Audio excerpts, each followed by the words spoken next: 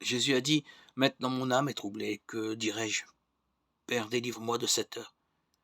Mais c'est pour cela, pour cette heure que je suis venu.» Jean 12, 27. Il commença à être saisi d'effroi et très angoissé. Il leur dit: «Mon âme est saisie de tristesse jusqu'à la mort.»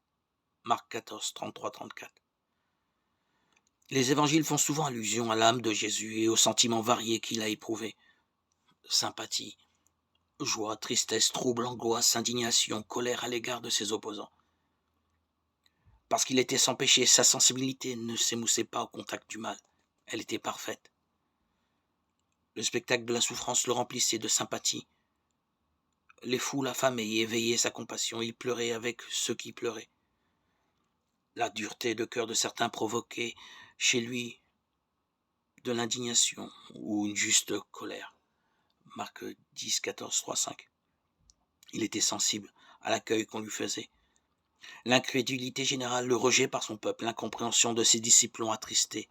L'ingratitude des foules, la trahison de Judas, l'abandon de ses disciples, les cris de tous ceux qui réclamaient sa mort, la honte de la crucifixion et bien d'autres choses ont meurtri son âme. En contraste, le dévouement de quelques femmes, la fidélité de certains disciples, l'hospitalité d'une famille aimante l'ont réconforté.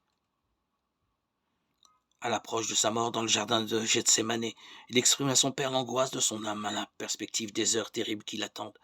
Jean 12, 27. Il va porter nos péchés et être abandonné par Dieu. Luc 22, 44.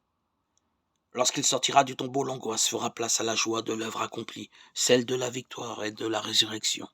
Acte 2, 27, 28.